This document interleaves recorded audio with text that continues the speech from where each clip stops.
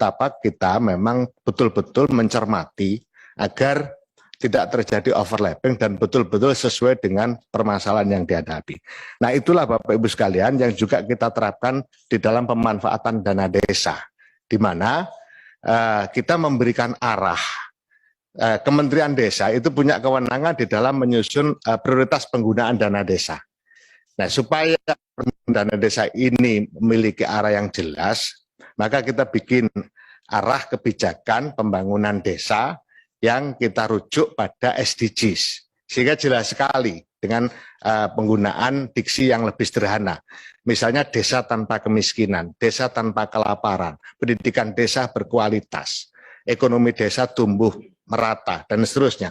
Nah, sehingga harapan kita ke depan adalah pembahasan pemanfaatan dana desa itu diketahui oleh seluruh warga masyarakat, dan masyarakat tahu ini desa kita ini menuju kemana sih.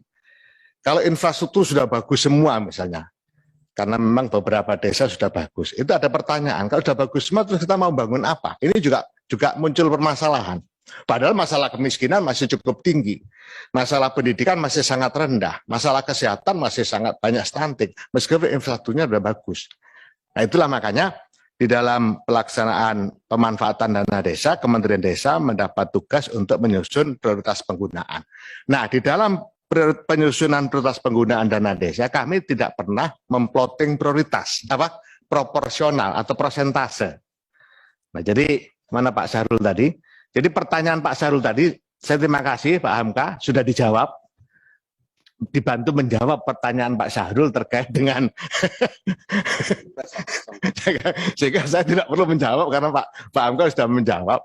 Dan pertanyaan Pak Hamka sebenarnya juga sudah tahu lah Pak Hamka.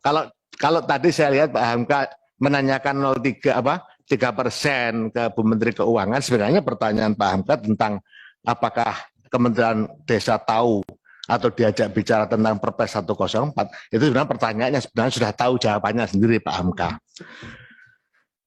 Jadi itu yang terkait secara umum untuk kebijakan pemanfaatan dana desa, termasuk tadi yang terkait formula. Bagaimana di daerah saya terpencil, desanya dipecah oleh laut, tapi dana desanya rendah.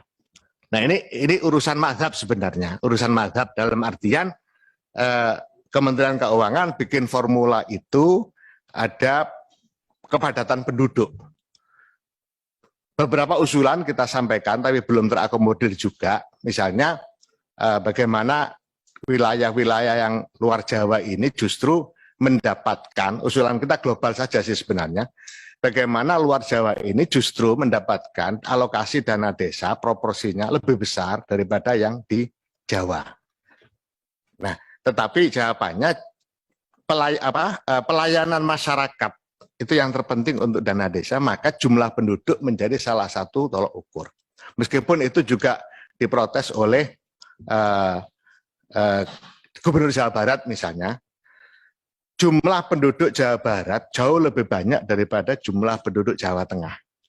Tapi dana desa yang salur di Jawa Barat di bawah dana desa yang salur di Jawa Tengah. Nah, problem-problem ini terus kita diskusikan dan kita terus memberikan masukan, usulan kepada Kementerian Keuangan terkait penyusunan formula distribusi atau besaran untuk dana desa tiap desa. Nah, tentu usulan-usulan itu terus akan kita lakukan sehingga mazhab yang kita miliki supaya luar Jawa ini mendapatkan dana yang lebih besar alokasinya untuk dana desa di samping Jawa, karena menurut kami sendiri di Kementerian Desa, Jawa ini ya cukuplah banyak peluang, APBD-nya besar-besar, aksesnya lebih mudah. Jadi kalau misalnya dana desa yang disalurkan di Jawa, dialokasikan di Jawa itu di bawahnya yang luar Jawa, saya pikir cukup proporsional juga. Tetapi ini masih berproses juga dan saya yakin pada saatnya nanti apa yang menjadi usulan dari Kementerian Desa akan diakomodir oleh Kementerian Keuangan. Bapak sekalian, pimpinan izin sedikit. Bu Sri.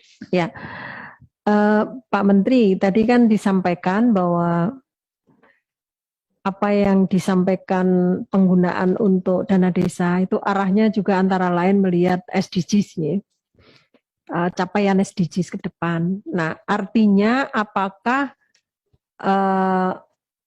Perpres 104 itu ada tenggang waktu, ada masanya menurut Bapak? Karena kan tadi disampaikan seperti itu. Maksudnya kalau acuannya ke sana suatu saat kan sudah tidak ada itu begitu. Terima kasih. Pak Menteri. Kalau 104 terkait 40% maksimal, minimal, itu saya pikir tidak akan berjalan lebih lanjut karena 2023 itu bansos, perlinsos tidak lagi ada di dana desa. Jadi kembali ke undang-undang lama, sehingga BLT kemungkinan tidak ada lagi dibebankan ke dana desa. Nah, kalau BLT tidak lagi dibebankan ke dana desa, maka tidak ada lagi minimal 40% untuk BLT.